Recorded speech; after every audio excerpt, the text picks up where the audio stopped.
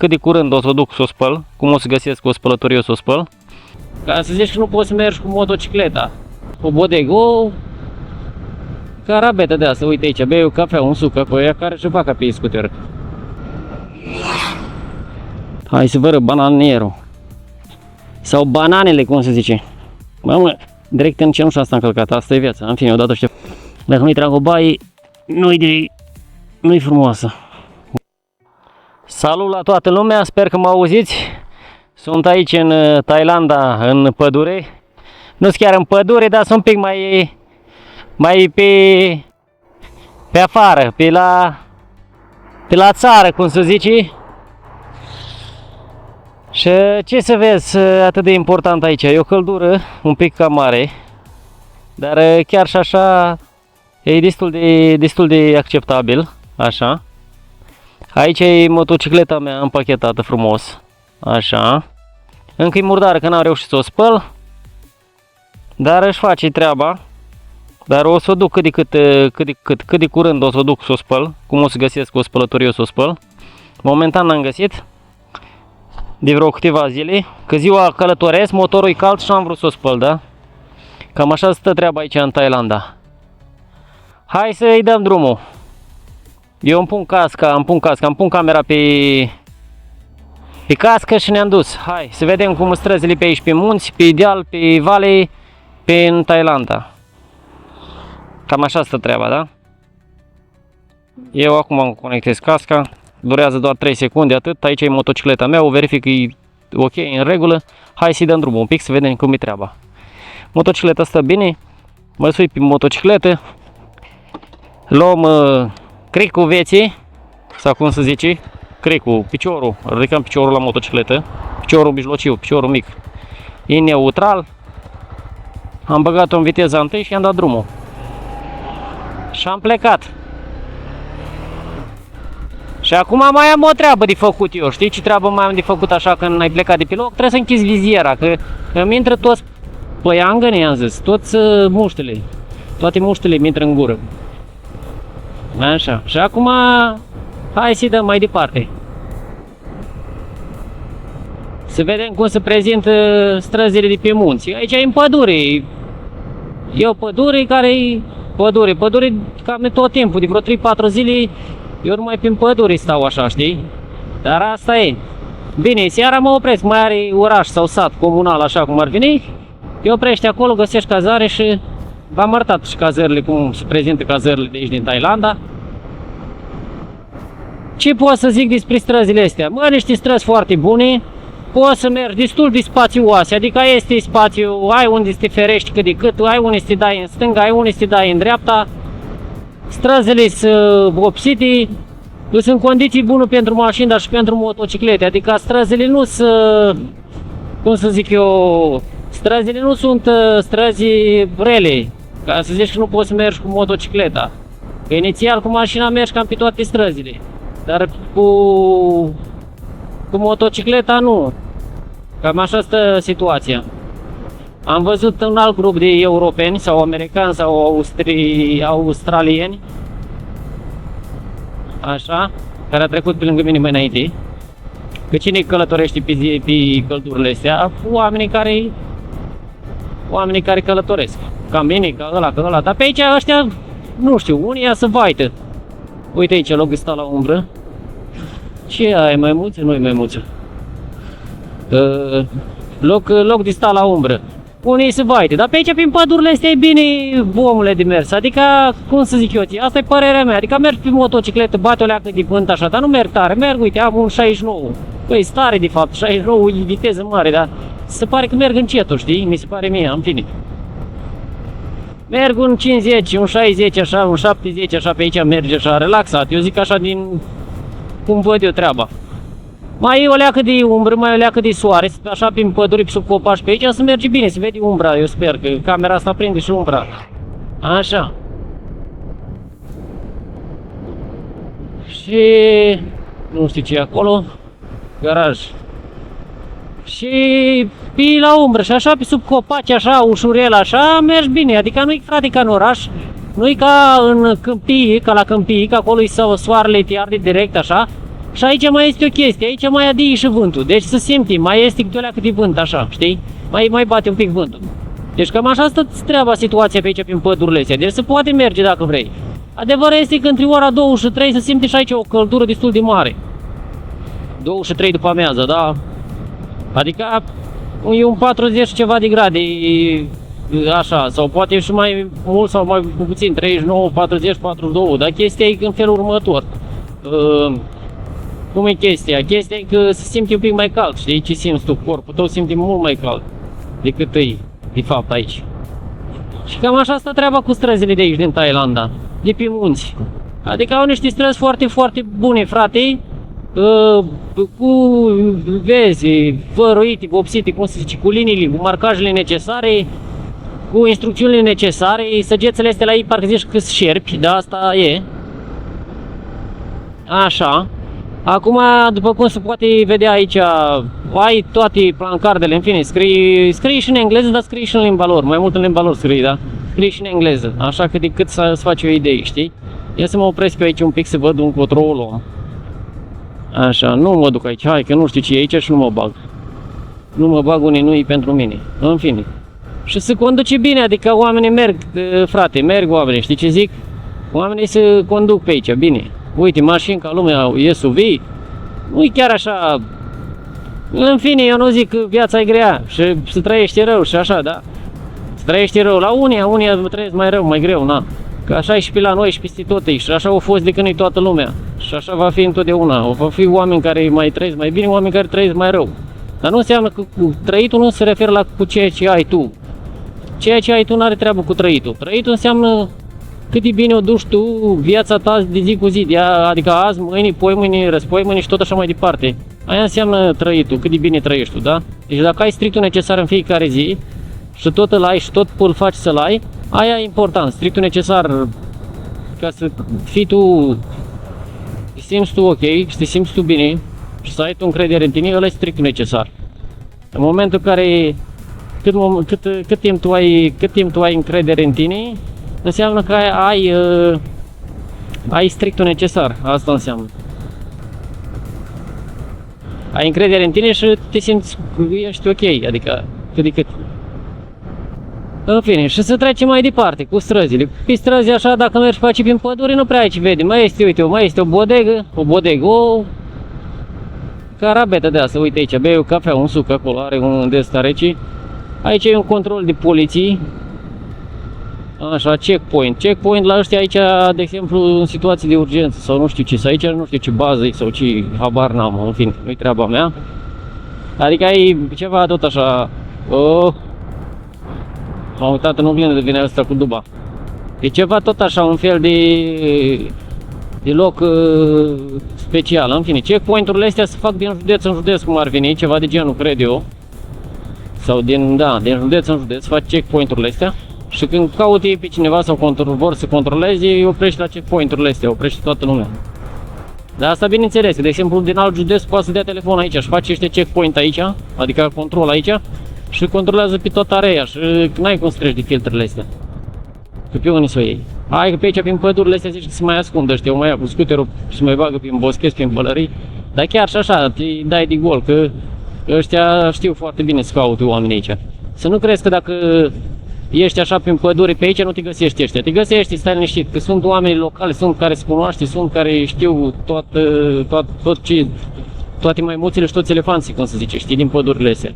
De pe aici așa, deci nu-i cum cred unia. Unia vede așa o pădure mare, te pierzi pe aici și așa. Da, te pierzi, frate, adică te pierzi, te bagi singur, te duci singur din nebun, așa, normal că te pierzi așa. Dar vreau să zic, dacă ești să te cauți ăștia, te găsești dacă te-ai pierdut, știi? E o chestiune de timp, cum se zice. Nu e așa de rău sau de greu. În fine. Iar în afară de asta, toată lumea, cum să zic, lumea știe ce face. Cam așa vine treaba, știi? Aici nu umblă lumea din nebun așa prin pădurile astea. Aici prin pădurile astea sunt care umblă după fructe, se duc după, eu știu, lemn sau ceva, banane, ananas, eu știu ce mai... Mamă, ce mai izbit fluturile astea, vieții. Se duce după ceva prin pădurile astea, știi, să caut ceva fructe sau ceva ierburi sau ceva așa. Ăștia se duc, dar se duc cunoscătorii, nu se duc alții. Altcineva nu se bagă nimic în pădurile astea. Te calcă te calcă, cum să zic, te calcă elefanți în picioare pe aici, știi? Cam așa stă treaba. În fine, vezi aici să merge bine.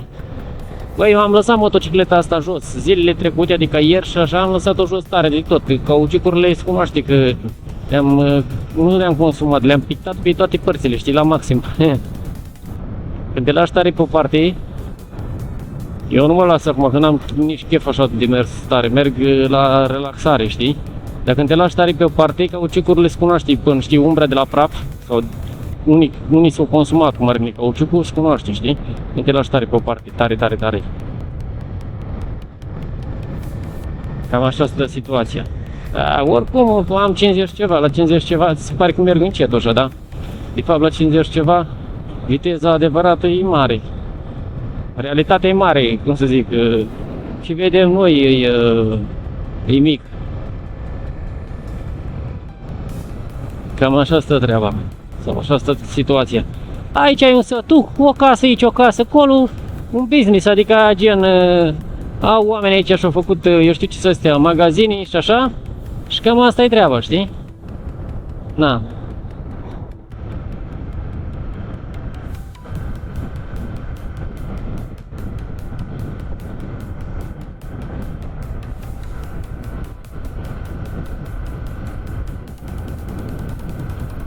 Nu știu nici eu cum stau treburile. Iar aici, bine, scuterele astea de 125 sau nu știu ce, habar n-am, în fine, sunt făcute pe aici, pe la ei am înțeles, motoretele astea, scuterele astea, sunt făcute pe aici și ăsta e un lucru bun pentru ei, într-un fel. Așa. Iar în același timp Ilia cu un fel de credit card sau nu știu cum, ce schemă, ce sistem, cam așa le cumpără. Așa am înțeles de la localnicii care trăiesc pe aici. Dar bine, trebuie că și aici trebuie să ai servici ca să ți-l dea, că dacă nu ți-l dă, știi? Dar de obicei la ăștia, la ei aici, așa e la ei. Băi, cineva, un membru de familie trebuie să muncească, adică să aducă și bani în casă, știi? Eu mai bag englez pe aici, că asta e treaba. Să mai aducă și un ban în casă. Cam așa stă treaba, știi? Și unul, dacă muncește și are contract, și-o luat ăsta. Și pe urmă pune ei, vede cum face și-o plătește, știi? Dar e scump, adică mie mi se pare scump pentru țara asta aici, unii așa, adică au de plătit bani mulți. La un scooter ceva de genul plătește câte $100 pe lună, știi? Adică $100 pe lună, scuze-mă frate, dar e mult și la noi dacă stai bine și te gândești, adică nu știu cum e, nu e părerea mea. Adică alții zic, gândesc altfel, alții se pare că ai nu știu câte milioane și faci învârți. Treaba lor, nu mă interesează pe mine. De părerea mea, $100, eu tot îmi zic că e mult în ziua de azi, totuși, frate, e un ban, adică, nu știu, fiecare o ia cum vrea. În fine. Și $100 depinde unde ai, cu $100 dacă i-am în Anglia n-au nicio valoare, îți iei cu ei biscuiți, îți iei un suc cu cafea, așa, $100, dacă ești aici, adică au cum să zic eu, ți au o valoare și trecând peste chestia asta, frate, aici îi faci greu $100 ăștia. Chiar nu se fac bani așa ușor aici. Știi ce zic? Așa stă treaba. Acum care muncești și așa, da, dar tu ca fiind un om vai de capul tău așa, știi, să plătești în fiecare $100 pentru 2-3 ani, e mult. Dă-i în pixul meu, în fine. Adevărul este că are undeva la 2 ani, că la 2 ani, la 24 de luni ar trebui să fie 240 de astea, plus că și la ăștia cred că se ia taxe pe aici, habar n-am. În fine. Că asta cu taxele e peste tot, nu e ceva special. Dar per total mai multe motorete așa, scutere de astea, per total mai multe am văzut eu prin Vietnam ca aici, știi? În Vietnam, adică prin orașele mari, e plin, frate, toată lumea, băia care și facă pe scuter. Și sau prin India. Ceva de genul, știi? Dar asta este. Aici am ajuns iar într-un oraș, eu cred. Petrolării, cum îi zicem, benzinării, așa, benzinării. Na. Benzinării și magazine, tati, că consumația e mare, populația e multă, adică ies mulți oameni și au nevoie oameni, fiecare are nevoie de câte ceva, în fine. Cam așa stă treaba, da?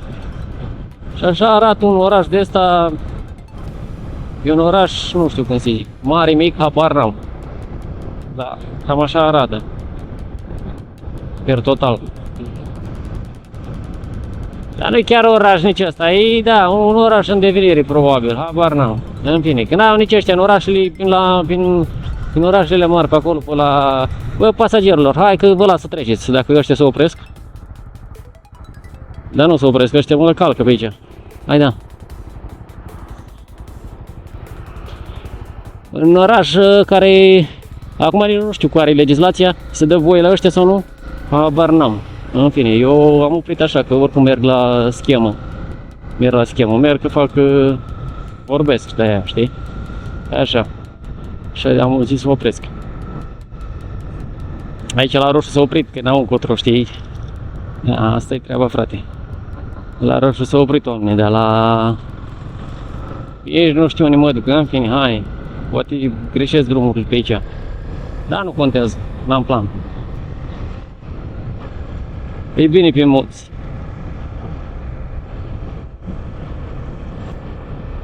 Așa. Adică nu știu inițial regula la trecere de pieton, se dă voie la pieton sau nu se dă, știi? Cam așa stă treaba, știi? În fine. Și adică e posibil să nu se dea, e posibil să se dea. Dar până la urmă ce rol are trecerea de pieton dacă nu se dă voie, știi? Eu zic că cred că trebuie să le dai voie și lor să treacă. În fine, dar nu respectă nimeni. Prea bată lumea date. Se gândește la cum se ducă să dea drumul la aerul condiționat. Bă, și eu dorm noaptea cu aerul condiționat aici, că nu-i de glumă, dacă nu te odihnești bine. Și așa nu s-o odihni bine, cred că s-o obosit. Cred, nu 100% sigur. Dar cred așa că s-o obosit, știi? În fine. Și acum următoarea oprire va fi la un cafe. La un cafe. Nu cafe cât de asta, mă, că eu nu merg cu planul aici. La un cafe, la o cafea. Adică ne oprim așa să bem un suc. Nu beau cafea, da? Un suc. Dacă beau cafea, devin dependent de aia. Și eu tocmai ce am și eu un pic de timp de când m-am lăsat de țigări. Și dacă mă apuc și de cafele, acum mă las de una, mai eu de alta. Dar nu-i vorba de asta, că acum nu mă... Că așa. Mai beau și câte o cafea, mai beau și câte o de asta, știi, da? Nu îmi place mie, adică stau, frate, să fiu așa dependent, știi? Cafea bag aici, în rezervorul ăsta.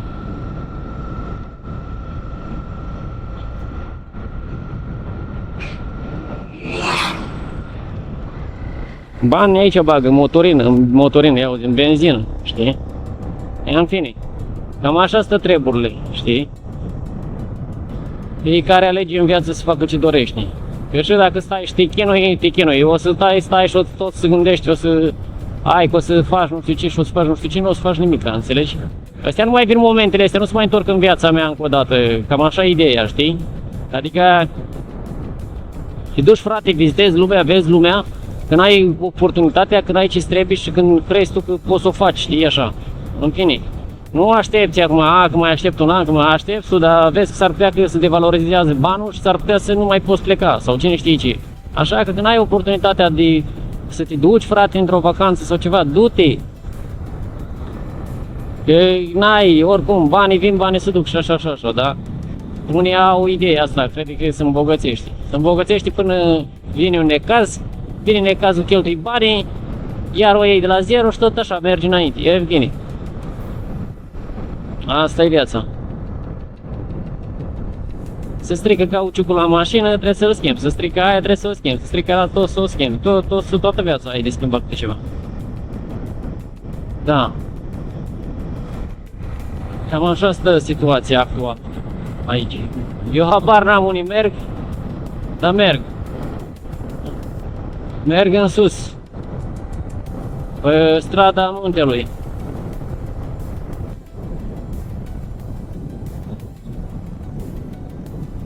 Cam asta e. Cam așa se conduce prin Thailanda. La cafeaua asta n-am mai ajuns, că tot zic că ajung la o cafea să bem o cafea, dar nu mai ajung, în fine. Eu ori dau viteză, opțiunea 1.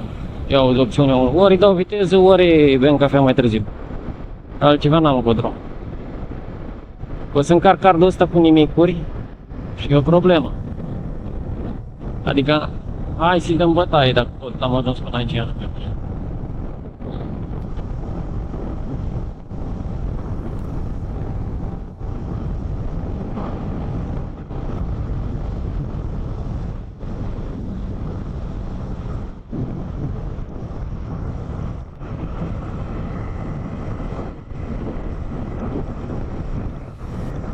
O leacă cam, când se zice, abar n-am, de nivelată strada, sări în sus, sau cum se zice?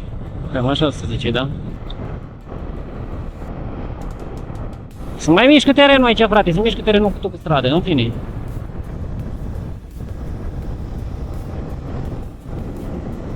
Frumos e frumos, așa. Frumos, la mine e frumos de mult, că eu am vreo 3 săptămâni pe aici, de pe munții ăștia. Tot frumos e.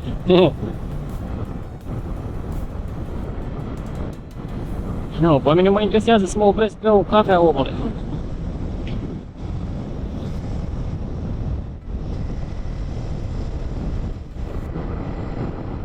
Dar nu prea este picior de casă, picior de om.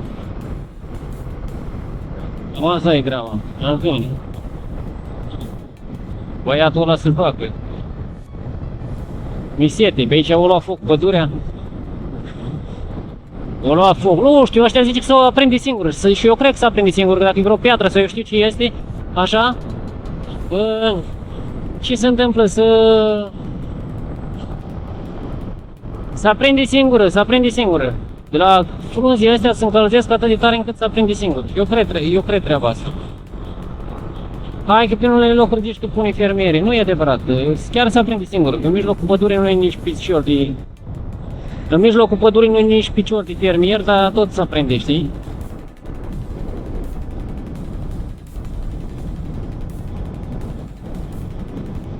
Și bine mai merge motorul ăsta. Că și eu surprins de el.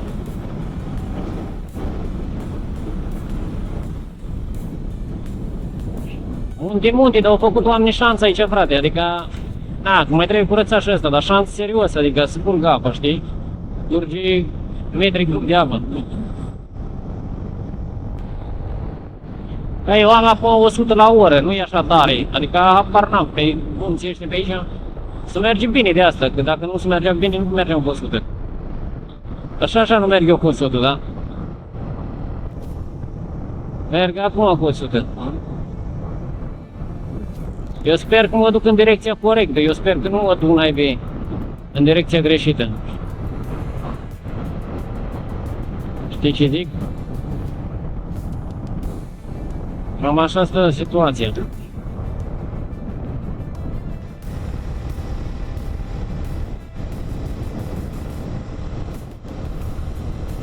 Ia că opresc pe video ăsta aici și ne auzim foarte, foarte curând.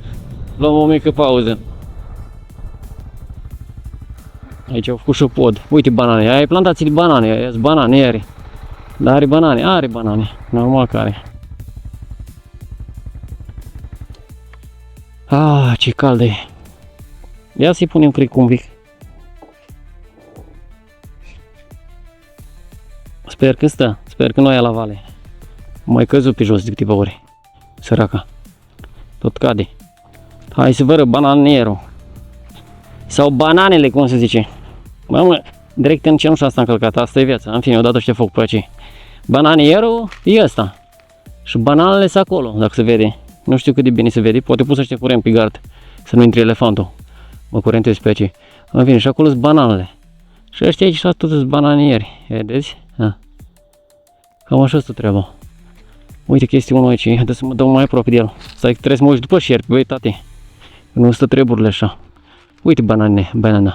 Vezi? Nu fi vreun șerpi pe aici mă atace. Din apele astea. Nu cred că e, da. Dar oricum, uite, aia e banana. Astea sunt bananele. Stai și ăsta e bananierul, copacul. Și aici sunt mai mulți bananieri de ăștia. Uite, frate, aici. Uite, frate, ce e. Ce banane faine, ha? Cam așa e. Da, hai înapoi. Hai înapoi la stradă că acum mă atacă șerpi pe aici. Mai moto. Sunt foarte mulțumit de ea. N-am ce complecta, n-am ce așa. Trebuie să-i trag o baie. Că de frumoasă e frumoasă, dar dacă nu-i trag o baie, Dacă nu-i trag o baie, nu-i frumoasă. Asta e treaba. În fine, o să o spăl. Pe curând, numai bine și aveți grijă de voi. Mamă, ce întoarcere specială am făcut. Oricum eu sunt aici. Ne auzim.